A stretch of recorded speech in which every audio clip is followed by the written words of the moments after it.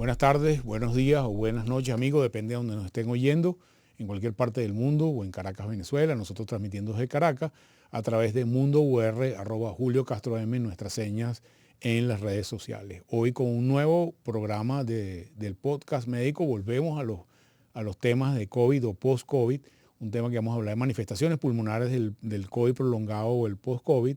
Recordarle nuestros mensajes habituales que de lunes a viernes a través de la plataforma de 99.9 FM en Caracas, Marisabel Párraga habla sobre cada uno de los podcasts y la programación extensa de podcasts que tiene Unión Radio y Mundo UR para ustedes.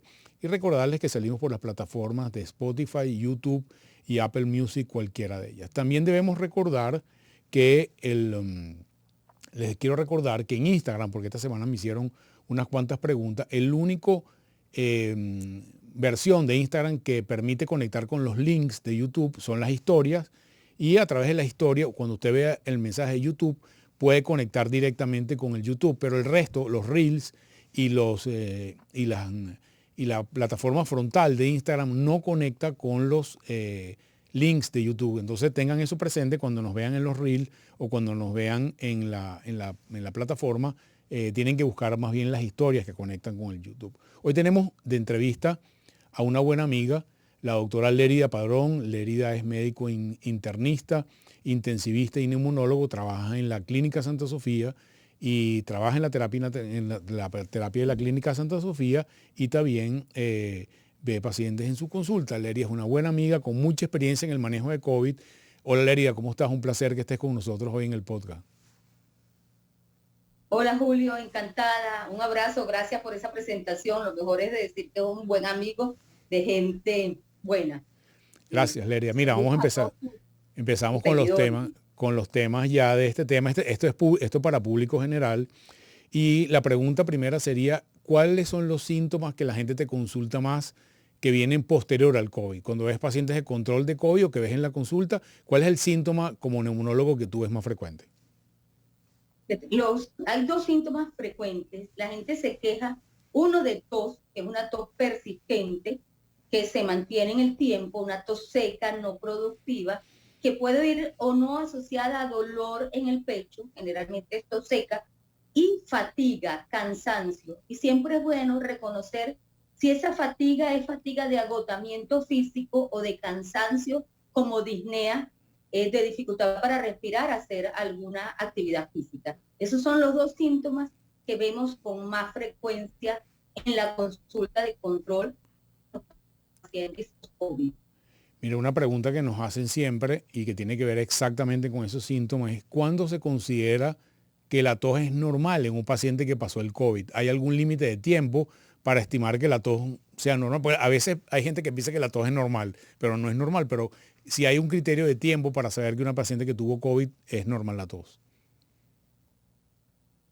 Fíjate, bueno, recuerden, y esto es el público, que antes decíamos que los síntomas que se mantenían por más de 4 semanas después del COVID, se hablaba de que, bueno, que eran síntomas prolongados.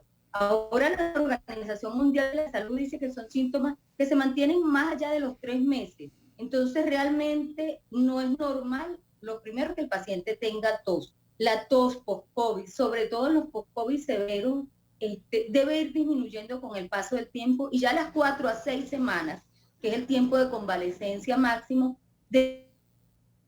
Bueno, ahorita estamos hablando sobre el tema sí, de la tos como síntoma frecuente. Realmente la mayoría de los pacientes que vemos, pacientes post-COVID, ciertamente la gente nos consulta por estos dos síntomas, por la tos y esa sensación de disnea. Vamos a hablar un poquito de la disnea, y con frecuencia la gente nos dice: doctor, mándeme un jarabe para la tos.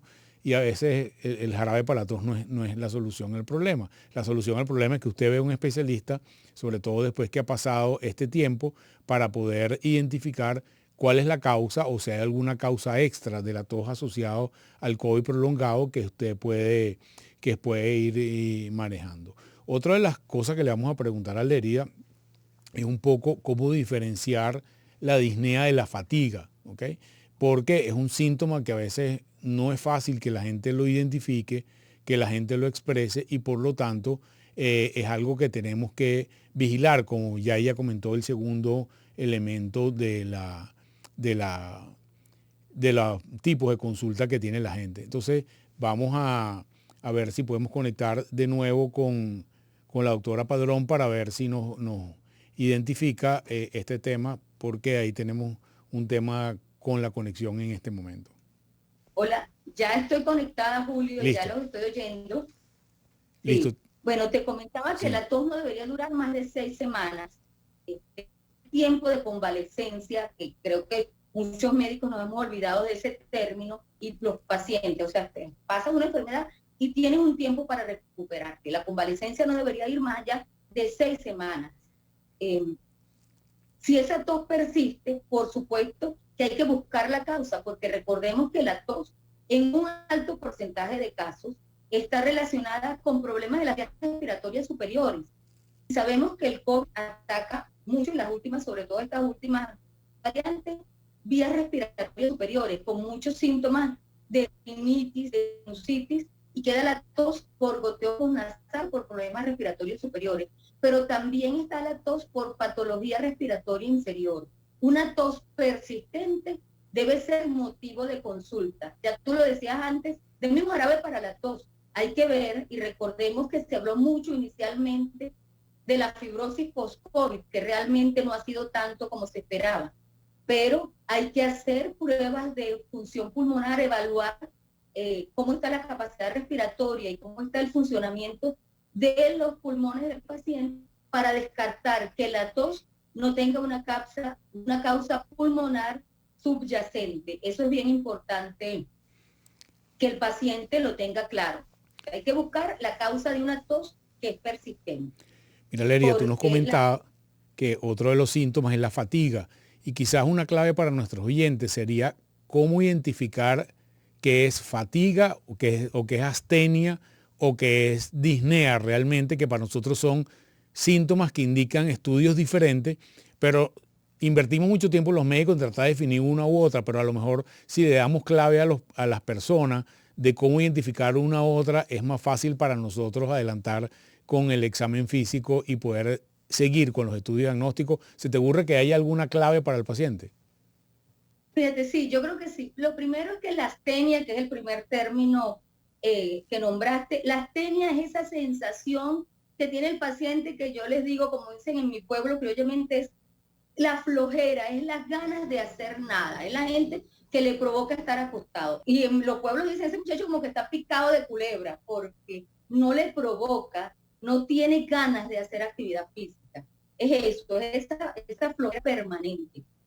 Cuando hablamos de fatiga, y siempre le pregunto a los pacientes, ¿usted se siente fatigado porque tiene sensación de agotamiento físico, como de que está como un cansancio permanente? Eso sería la fatiga. Y la disnea es esa dificultad para respirar, que lo siente o bien en reposo o bien, y que se exacerba, que aumenta cuando hay actividad física. Sensación que tengo hecho como si tuviese una piedra, capacidad respiratoria cuando estoy haciendo alguna actividad. Yo creo que son cosas que distinguirían la astenia, la fatiga de agotamiento físico y la disnea. Una de las cosas importantes es que la disnea es lo que siente el paciente cuando respira. Recordemos algo muy importante, que es semiología básica. Todos respiramos y ninguno de nosotros se da cuenta que respira. Cuando usted concientiza la respiración, cuando su respiración se hace consciente para usted, es que la está sintiendo, eso es sinónimo de disnea en muchas oportunidades. Porque respiramos y no deberíamos ni sentir que estamos respirando. Y eso es, podemos modificar nuestra respiración, pero eso no debe ser percibido como algo dificultoso. Eso es la disnea. Buenísimo, Leria. Mira, fíjate, es importante. Una de las preguntas que les tratamos de dar guías a la gente que nos oye es qué estudios harían o qué estudios ustedes hacen los neumonólogos en un paciente que van a estudiar una vez que ya hay evidencia de que algo está pasando. Y siempre insistimos que la gente no se haga estudios antes de ir al médico, porque a veces se hacen estudios que gastan dinero y realmente no tienen mayor indicación. Es frecuente que la gente venga con una placa de tórax o un amigo le mandó a hacer una tomografía, entonces la tomografía no tiene el protocolo que uno necesita, o hicieron un examen de sangre que en realidad no explica mucho, pero un poco una vez que identificas un paciente que tiene post-COVID y que tiene criterios de estudiarlo, cuál es el protocolo en base a los síntomas, básicamente la tos o la disnea, que ustedes harían para que la gente entienda cuál es la utilidad de esos estudios. Sí, fíjate, hay una prueba muy sencilla que se hace en consultorio, que es la espirometría. La espirometría mide tu capacidad respiratoria, hay un valor bien importante que es la capacidad vital forzada, que es esa capacidad, la cantidad de aire que tú eres capaz de aspirar después de una inspiración profunda. O sea, tomas aire profundo, todo el aire que puedes botar después de esa inspiración profunda es la capacidad vital. Y nos da mucha información respecto a la capacidad respiratoria. Eso puede estar alterado en un paciente con COVID. Podemos ver que nos da como una restricción en la mayoría de los pacientes que tienen patología pulmonar o que quedan con secuelas post-COVID. Otro estudio bien importante de hacer es otro estudio de función pulmonar, es la capacidad de difusión de monóxido de carbono, que se ha visto que, y ha sido reportado como de los estudios que más están alterados cuando tenemos condición post-COVID. Hay una prueba sencilla que se hace en una consulta, que es la caminata de los 6 minutos. Una caminata de 6 minutos, que es una prueba especial, te dice cómo está tu capacidad funcional, que se mide en 6 minutos. Eso tiene un porcentaje de acuerdo al peso, de acuerdo a la edad, a la estatura y al sexo. Y si yo, que mido un poquito menos de unos 50, debo caminar X distancia, en la caminata de 6 minutos vemos si eres capaz de caminar esa distancia o menos. Entonces eso nos alerta, mira, este paciente quedó con afectación y nos dice el plan que deberíamos seguir, qué otros estudios deberíamos hacer. Si hay alguna alteración, pues entonces estaría indicada la tomografía de alta resolución de tórax. A veces no hay alteración y lo que tenemos es un problema funcional, y ese paciente lo que necesitaría sería rehabilitación física y rehabilitación pulmonar. Entonces es bien importante lo que dice Julio, no se haga estudios antes de ir a la consulta, porque puedes gastar un dinero sin necesidad y cuando necesitamos otra cosa. A veces es simples pruebas de función pulmonar.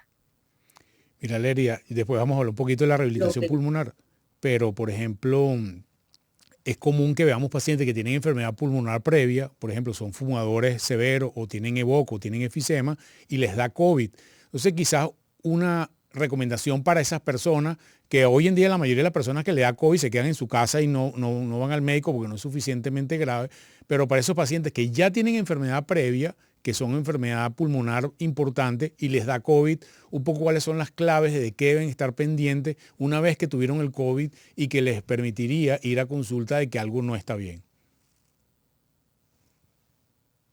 Sí, fíjate, es clave para todo paciente que haya tenido, que tenga una enfermedad pulmonar previa, bien sea un paciente con EPOC, un paciente con asma o un paciente con enfermedad intersticial, por ejemplo, que serían los más graves, los que pueden verse más afectados, es que deben hacerse su evaluación funcional post-COVID. ¿Por qué? Porque ellos tienen probablemente una función pulmonar y una condición pulmonar que ya viene alterada previamente. Que es importante evaluar qué tanto tiene de más compromiso después del COVID. ¿Ok? Evaluar eso, porque eso nos va a decir cuáles son los pasos a seguir.